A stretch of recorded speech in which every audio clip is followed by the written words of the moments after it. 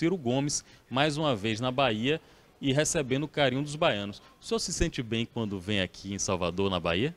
Eu me sinto bem. E o brasileiro que não veio ainda, eu digo venha, porque aqui a gente vê por que o Brasil está condenado, mesmo com muito sofrimento, a um dia ser invejado pela humanidade. É um povo maravilhoso, extraordinário. Aqui a gente encontra uma vitalidade cultural. Por todo o sofrimento, o povo não perde a alegria, não perde a atitude. Enfim, eu amo quando eu posso vir para cá. O senhor tem uma característica que ele consegue identificar, um bom termômetro político, consegue identificar as nuances da população, os humores, não só do eleitorado, mas da população em geral, dentro e fora de campanhas políticas, e consegue traduzir isso muito bem. Eu queria saber a tradução de Ciro Gomes sobre como está a autoestima, o humor, o comportamento do brasileiro nesses 6 meses de 2019 com o governo Bolsonaro. Olha, me preocupa muito o sentimento dominante hoje, especialmente entre os jovens. É uma descrença quase depressiva e não é para menos. Nós temos um quadro social e econômico que é o pior dos últimos 120 anos. Eu me dou a estudar esses assuntos, do ponto de vista de desenvolvimento econômico, nós estamos completando 10 anos, os piores dos últimos 120 anos. Isso explode no desemprego, explode na 63 milhões e 500 mil pessoas com nome sujo no SPC, 11 milhões e 200 mil garotos que não têm oportunidade nem de estudar, nem de trabalhar. A violência, embora os homicídios tenham uma leve tendência de queda, eu acompanho isso, mas a violência assusta muito ainda a família brasileira. E a política, ela tem ciclos de renovação da esperança da população. E o Brasil, desta vez, dissipou praticamente essa energia mágica que a gente de 4 em 4 anos tem, qualquer que seja o partido, qualquer que seja o candidato eleito, por conta do tamanho da crise, que não foi o Bolsonaro que produziu, mas das contradições absurdas que o Bolsonaro introduziu, inclusive em retrocesso econômico. E em retrocesso econômico, o governo federal está anunciando outras coisas. Anuncia queda da inflação, anuncia aumento do crescimento em alguns setores produtivos, mas o senhor trouxe aqui para a Bahia dados que contradizem isso.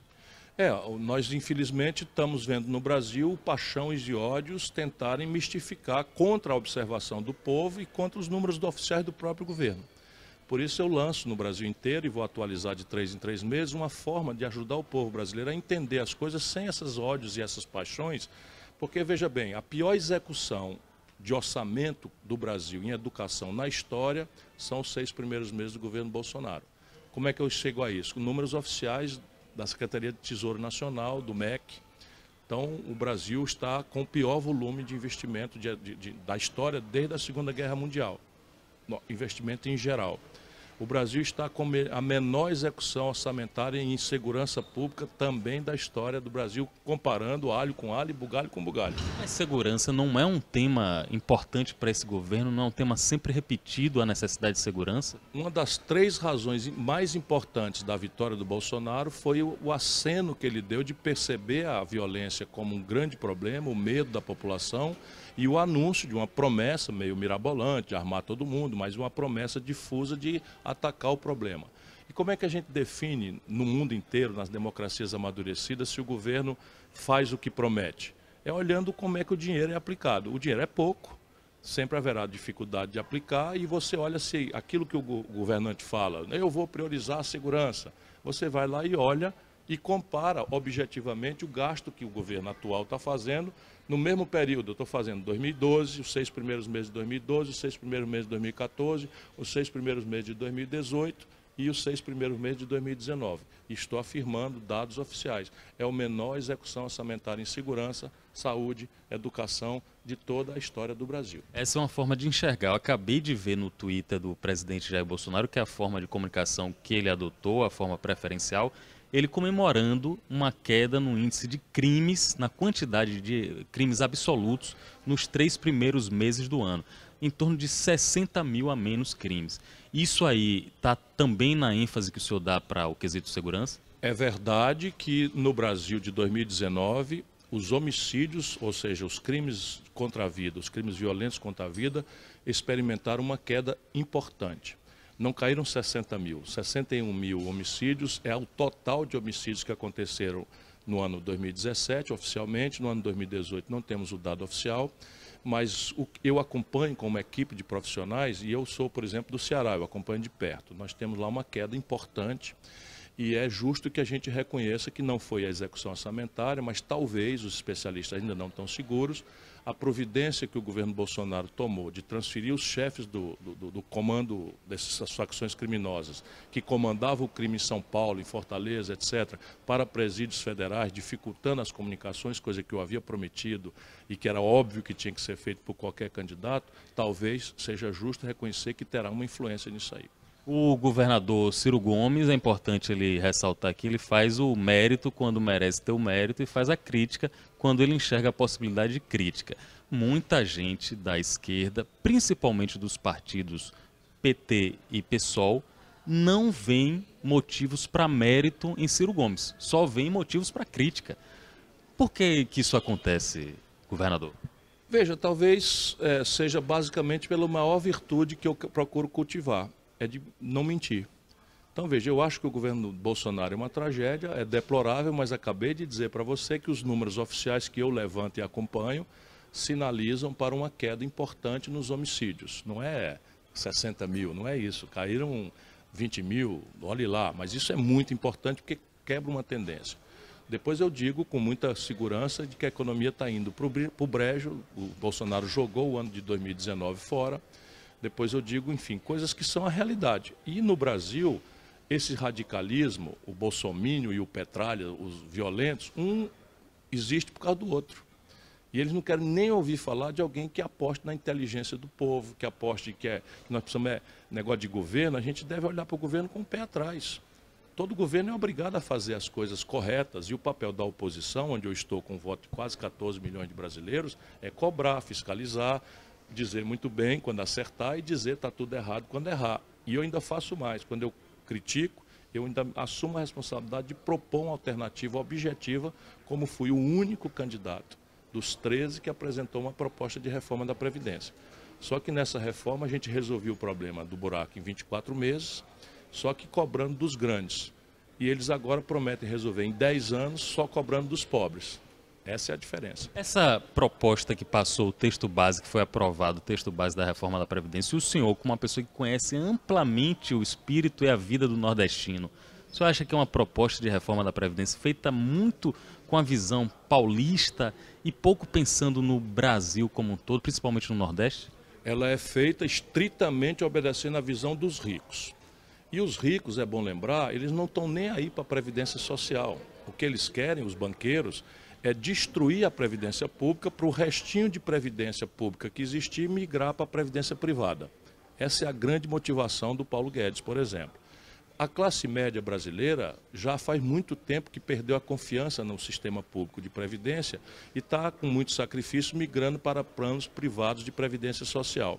Quem leva na cabeça é o nosso povão, que não tem tido nem sequer o direito de saber o que está acontecendo. E essa é a grande tragédia brasileira. E esse não é um problema que o Bolsonaro criou, isso é um problema que vem de trás, mas o Bolsonaro vai agravar profundamente. Você falou no Nordeste. O 70% do dinheiro que circula nos pequenos municípios do semiárido tem como origem os cofres da Previdência. Ou pelos benefícios do Fundo Rural Antigo, ou pelos benefícios da aposentadoria, ou pelos benefícios do BPC. E na medida em que eles fazem a média do cálculo agora ser não mais sobre os 80% maiores salários, mas sobre os salários todos, eles vão derrubar em 13% o volume de dinheiro que circula na economia. Agravando ainda mais o dado em que é o comércio, fechou 13 mil pontos de comércio no Brasil. 13 mil não, 220 mil pontos de comércio fecharam. 13 mil foram 13 mil indústrias que fecharam no Brasil, na mais violenta depressão econômica da nossa história.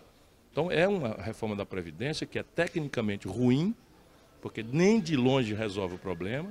Num primeiro momento vai agravar a depressão econômica e o desemprego, e ela é profunda e selvagemmente injusta. 83 de cada R$100 dessa reforma Bolsonaro vão cair no lombo, o sacrifício vai cair no lombo de quem ganha até R$2.000 de salário por mês. Uma proposta tecnicamente ruim e injusta, como o senhor acabou de avaliar aqui agora, foi aprovada por pelo menos 8 correligionários do senhor do PDT. E todos eles estão nessa tarde de quarta-feira, estão suspensos pela executiva, pela diretoria executiva do partido. O senhor concorda com essa suspensão como vice-presidente e qual o desdobramento disso? Concordo, porque nós somos um partido democrático trabalhista. Nós, volto a dizer, fomos a única candidatura que apresentou uma proposta alternativa. A gente resolveu em 24 meses, por quê? Porque nós cobraríamos um imposto progressivo sobre lucros e dividendos que só o Brasil e a pequena Estônia não cobram. Isso arrecadaria 70 bilhões de reais por ano. Nós cortaríamos 20% da renúncia fiscal dos grandes, que levam 386 bilhões de reais por ano. E aí já traríamos mais 40 bilhões de reais. Por isso, em 24 meses, o déficit público sumiria, se o nosso modelo fosse feito. Eles optaram por deixar os grandes continuando sem pagar nada e, como eu disse, 83 de cada 100 reais de sacrifício no lombo do pobre. Quem vota a favor disso não pode estar num partido trabalhista. O Brasil tem 43 partidos, 37 deles estão no Congresso. E tem partido que quer que o pobre se lixe, tem partido que quer fazer mesmo o discurso e a apologia e a defesa dos interesses dos ricos. E numa democracia é assim que as coisas são. Portanto, quem votou no nosso partido a favor de uma reforma que deixa os ricos sem pagar nada e arrocha ainda mais no lombo do trabalhador e da pequena classe média, não pode estar no partido trabalhista. Portanto, a nossa direção andou em acerto, correto, mas nós não punimos ainda, apenas suspendemos e vamos dar a cada um deles o amplíssimo direito de defesa, né, para que eles, se defendendo, expliquem essa contradição. Depois disso, a Comissão de Ética vai recomendar o que o partido vai fazer e o diretório, então, o Diretório Nacional, tomará a providência devida. A deputada Tabata Amaral, que ficou muito marcada nesse episódio, disse que a consciência dela, o estudo dela sobre economia, a motivou a fazer esse voto. O senhor concorda que ela tem individualmente a prerrogativa de escolher o voto dela? Todo mundo pode escolher, a questão é aonde você exercita a sua militância. Veja, a Tabata conhece a proposta do PDT. A Tabata assinou, nós não fizemos só uma proposta na eleição, agora no debate, na Previdência do Bolsonaro, nós apresentamos o que no jargão técnico chama-se substitutivo. Nós apresentamos um projeto alternativo e a Tabata assinou o projeto alternativo. Esse projeto alternativo fazia a balança pender por mais ricos, o sacrifício, protegendo os mais pobres, que é a natureza do nosso programa. E ela foi no Diretório Nacional, na Convenção Nacional, e não disse nada contra que nós íamos fechar a questão.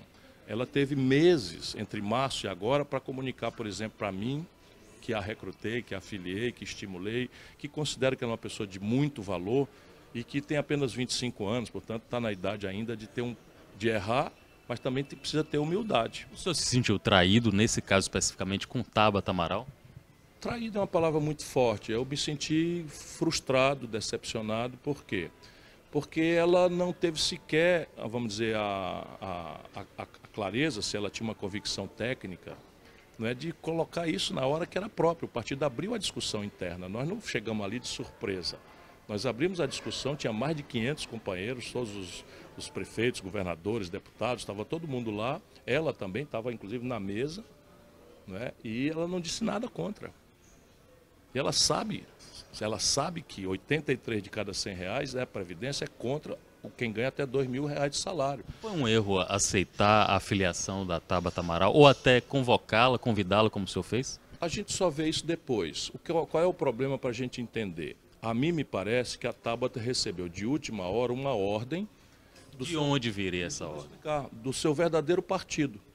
Então, como os partidos no Brasil estão muito desmoralizados, especialmente porque falam uma coisa na véspera da eleição e depois vão lá e fazem tudo o oposto, começam a surgir no Brasil movimentos, não é? E também, especialmente depois que a lei proibiu o financiamento empresarial da política. Portanto, começam a surgir movimentos no Brasil, e ela é filiada a 2 desses movimentos, que eu agora estou vendo, na verdade, são partidos políticos clandestinos. Eles têm estatuto, eles cobram fidelidade dos seus membros, eles têm procedimentos disciplinares e eles levam grana dos miliardários do Brasil e fazem todos a mesma agenda. A agenda neoliberal do baronato financeiro do Brasil. Todos são iguaizinhos, a mesma coisa. Do MBL ao Acredita, ao Renova BR. E eu percebi que isso, só depois que eu vi, Porque como a Tabata é uma pessoa de muito valor e ela tem uma história de vida maravilhosa, a Tabata nasceu num lar, numa favela de São Paulo. Eu visitei a casa dela. A Tabata tem uma mãe que começou a vida, que é empregada doméstica. A Tabata tem um pai que a assumiu, que era trocador de ônibus e morreu na tragédia do crack. Portanto, quando eu descobri esse talento, eu disse, bom, aqui está uma pessoa perfeita para aquilo que eu sonho para o povo brasileiro. Nasce na miséria mais atroz e pela educação, pelo seu valor, chega nas melhores universidades do mundo. Agora está votando para atender a ordem desses grupos. Vai dizer que tecnicamente a reforma é boa? Não é, eu estou lhe dizendo, a reforma do Bolsonaro não resolve nada. Todo mundo vai perceber isso mais rapidamente. A reforma do Bolsonaro vai prejudicar a economia brasileira no curto prazo, porque ela diminui a receita por consumo das pessoas. Portanto, nem resolve o problema e vai ser, no primeiro momento, contracionista do nível de atividade econômica e pesa absolutamente de forma perversa sobre os mais pobres e a pequena classe média. Ou ela acha que sabe disso melhor do que eu. Não é que ela não seja brilhante, ela é. Mas eu tenho 61 anos dedicados a estudar essas coisas. E não é que eu seja eu estou cercado de assessores qualificados e eu trago os números para demonstrar. Ainda no caso de Tabata Amaral e o movimento Acredito, o empresário Jorge Paulo Lemann, um dos homens mais ricos do Brasil, é um grande mentor, talvez até financiador desse movimento. Isso aí se enquadra no que o senhor chama de partido político clandestino com um dono específico? Sem nenhuma dúvida. O Jorge Paulo Lemann é um grande brasileiro.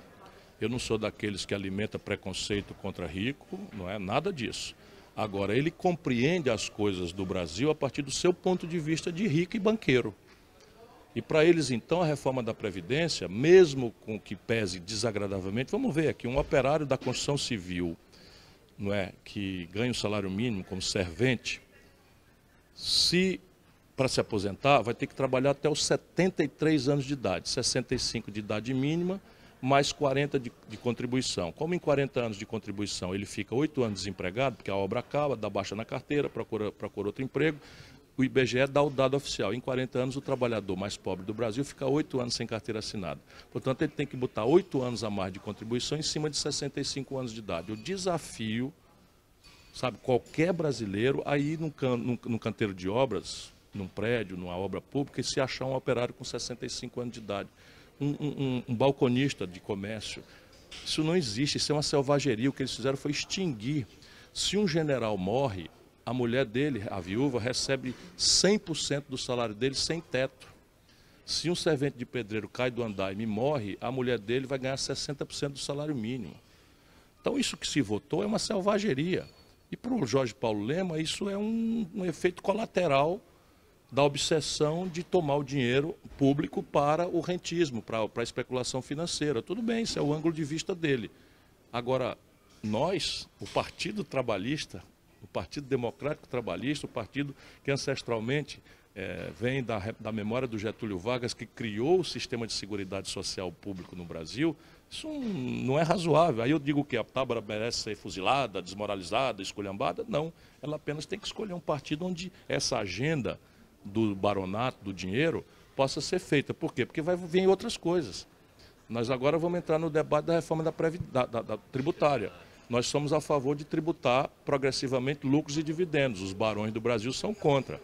Nós defendemos a tributação mais progressiva das grandes heranças dos ricos. Os barões são contra. Então a vida dela vai ser um inferno, porque ou ela atende ao grupo dela, ou ela atende ao programa que é explícito no nosso caso. Está tudo escrito, eu fui para a campanha, perdi votos naturalmente, porque tomei um lado. Levei bordoada, levei crítica porque tomei um lado. E não foi fácil não, muitos companheiros queriam que eu tirasse a minha proposta de reforma da Previdência, porque podia ser confundida, como foi por muita gente, como uma concessão a esse ideário, não é? Antipovo, antipobre, né, que tem aí. E eu forcei a mão porque eu acho que é necessário integridade na política. Eu mesmo tenho uma vida partidária trágica, porque eu entrava nos partidos, assinava o estatuto, assinava o programa, e o partido ia para o poder, fazia tudo o contrário. E eu, ao invés de ficar lá fazendo de conta que era um dissidente, não sei o que e tal, saía. Talvez alguém duvida que num país que tem 47 partidos eu não seria capaz de criar um partido. Eu tirei 14 milhões de votos no Brasil, nunca quis criar um partido para mim, porque acha errada essa quantidade de partidos. E aí é uma menina de 25 anos de idade, mal chegada na vida pública, se elegeu por causa do quociente eleitoral do partido, sabia das propostas do partido, participou das discussões, não falou uma vez nada contra. Agora vem alegar isso? Não, isso é dupla militância. Recentemente teve um evento reunindo os 5 mil maiores investidores do Brasil, um evento feito pela XP, Expert XP, o ministro Paulo Guedes estava lá, o ministro Sérgio Moro estava lá, o presidente da Câmara, Rodrigo Maia, estava lá, mas Ciro Gomes não foi convidado. Por que o senhor não foi convidado para os investidores ouvirem o que o senhor tem para falar? Eu já fui à XP, já fiz palestra para eles e eu faço uma diferença, eu cobro. Quando os estudantes me chamam, eu não cobro nada. Quando os sindicatos de trabalhadores me chamam para fazer palestras, eu também não cobro nada. Ainda ontem estive em Ilhéus, fiz uma palestra, a aula magna de abertura do Congresso dos Estudantes de Economia do Brasil e já fiz para a XP também cobrando. Na verdade, eu sou uma pessoa que não representa o que o tal mercado financeiro deseja, mas eles me respeitam muito, porque eles sabem que eu não ando mentindo. Cobrar sobre palestra é um dos temas que está envolvido o procurador Deltan Dallagnol. O senhor concorda que isso é uma denúncia ou é um factoide, esse caso especificamente? A denúncia não é de cobrar por palestras, porque é autorizado por lei que um procurador da República possa dar palestras e cobrar por elas. A denúncia é que ele fala de forma absolutamente vulgar que está aproveitando a notoriedade, o networking, ou seja, os relacionamentos que ele estabeleceu por liderar a força-tarefa da Lava Jato para faturar. E usa essa expressão quase como de um bandido, né, acertando como é que divide o butim do tráfico de droga. E isto revela, de fato, uma imoralidade absolutamente imperdoável. O senhor já me disse numa entrevista anterior, quando estava em campanha, em pré-campanha, melhor dizendo, que como conhecedor do direito, bacharel de direito, não via substância na sentença do ministro Sérgio Moro, do atual ministro Sérgio Moro, contra o ex-presidente Lula. Agora, reveladas algumas conversas do ministro, o senhor estava certo? Ainda vamos ficar mais claramente orientados. Eu não acho que o Lula seja inocente de nada. Se tem um brasileiro que sabe que o Lula, né, contemporizou com a roubalheira na Petrobras, e sou eu. Eu, por exemplo, denunciei o Eduardo Cunha e o Lula deu furnas para ele roubar. Isso eu denunciando e o Eduardo Cunha me processou. Eu denunciei o Michel Temer e o Lula deu a vice-presidência da República, aproveitando a popularidade generosa que o povo merecidamente dava a ele, botou o Michel Temer na linha de sucessão do Brasil. E eu denunciei, chamei de ladrão o Michel Temer, que ele é ladrão, todo mundo está sabendo hoje, e eu fui processado e o Lula deu. Né? A esculhambação na Petrobras, do Eunício Oliveira, presidente do Senado, do Sérgio Machado, tudo isso eu denunciei para ele publicamente. Portanto, eu estou cansado de saber que o Lula não tem nada de inocente. Agora, no direito, não interessa se a gente considera uma pessoa ou não inocente. Um juiz tem que julgar conforme a prova que há nos autos. E a sentença do Triplex tem 81 páginas, eu li e raríssimos brasileiros leram, e é muito frágil. Porque quando você escreve 81 páginas é porque falta a página. Percebe? Está aqui, ó, prova tal e tal. Não tem, tem um conjunto indiciário. Então o Lula visitou o Triplex, encontraram um papel em que era uma promessa de compra e venda, sem assinatura, mas estava no apartamento do Lula. Portanto, há um conjunto de indícios muito constrangedores, mas nunca se condenou no Brasil por conjunto indiciário. Vamos pegar o célebre caso americano do Al Capone. O Al Capone era um assassino que a polícia sabia, o Al Capone era um contrabandista perigoso que a polícia sabia, o Al Capone era um chefe da máfia que toda a polícia sabia, mas a polícia não conseguia prova disso, porque ele era muito safo, muito esperto. Como é que a polícia americana prendeu o Al Capone? Conseguiu uma prova de uma fraude no imposto de renda. Ali tinha uma prova, então é a página que não tem na questão do Lula, embora esteja, volto a dizer, cansado de saber que o Lula não tem nada de inocente. Recentemente eu tive o prazer de assistir uma entrevista, uma conversa, um bate-papo do senhor no site My News, em que o senhor foi muito contundente contra o presidente da República, chamando ele de imbecil, de jumento e de quase burro. Eu gravei exatamente as palavras que o senhor usou. O senhor repetiria essas palavras? Veja, é o que eu penso, mas assim, às vezes há um calor. Por exemplo, o que é que a gente pensa de um presidente da República que pega um filho policial de 35 anos mais 5 dias e nomeia para o mais difícil cargo da diplomacia do mundo que é a representação de um país junto ao Império Norte-Americano. Desculpe interromper, aí eu preciso que o senhor dê uma ênfase sobre o peso que esse cargo tem. Como o senhor entende muito o povo, o senhor vai conseguir falar para o povo qual a dimensão desse cargo? Veja, os americanos hoje são a única potência global. E eles dão as cartas em tudo que interessa. Por exemplo, nesse momento você tem um pedaço da humanidade em convulsão. A Síria, a Líbia, o Egito, o Iraque, tudo isso desestabilizado pelos americanos. Agora estão avançando em direção ao Irã, que não é um país trivial. O Irã é um país quase do tamanho, né, sei lá, do Brasil. É menor do que o Brasil, mas é um país que naquela região tem a importância relativa do Brasil e que tem uma coesão popular muito grande. Então você tem o seguinte, o Brasil é chamado nos órgãos multilaterais a dar opinião, a colaborar, e quem representa a posição do Brasil junto ao governo americano é o embaixador do Brasil junto ao governo americano. Então esse cargo sempre foi destacado por mais qualificado, mais treinado, mais maduro dos embaixadores profissionais do Brasil que tem uma embaixada. Comércio exterior. Vamos ter clareza. Por exemplo, o Brasil está hoje deixando parado 1/3 das nossas refinarias. Aqui na Bahia, por exemplo, 1/3 da refinaria está parado e nós estamos comprando gasolina, óleo diesel e gás de cozinha dos Estados Unidos. Qual é a explicação disso? Quem representa essa tensão comercial para defender os empregos, as empresas brasileiras, o salário do trabalhador brasileiro, é o embaixador do Brasil nos Estados Unidos. Então é preciso ter muita experiência em comércio internacional, é preciso ter muita experiência jurídica do direito internacional, é preciso ter muita diplomacia para se situar nas diversas nuances. O Brasil tem uma posição antagônica aos Estados Unidos, quando nós queremos uma ordem internacional que não tenha um chefe só, que seja assentada no direito e não na violência, que o presidente dos Estados Unidos resolve e aí invade um país, porque isso hoje são eles, mas amanhã podemos ser nós. Então o Brasil sempre defendeu, tradicional, entra PT, sai PT, entra Fernando Henrique, nós temos uma diplomacia profissional. E este rapaz tem 35 anos, é um policial.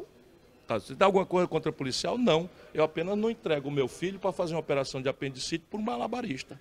Eu acho que um malabarista de circo faz uma coisa que eu acho que eu não vou conseguir fazer jamais. Tamanho extraordinário talento de fazer o malabarismo, né?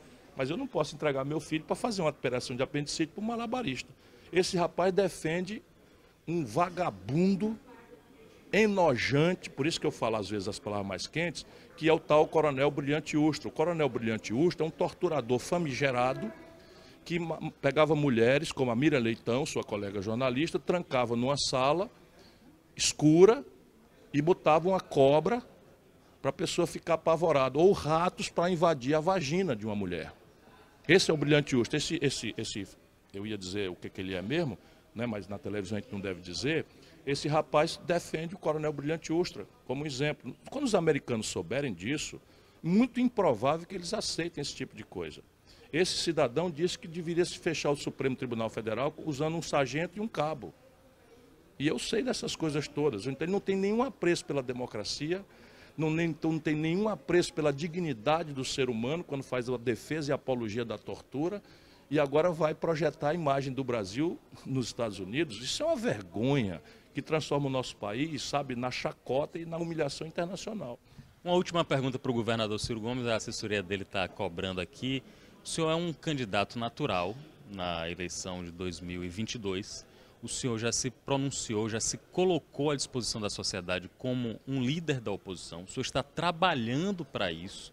O senhor está se mobilizando no território nacional como esse líder, essa voz da oposição.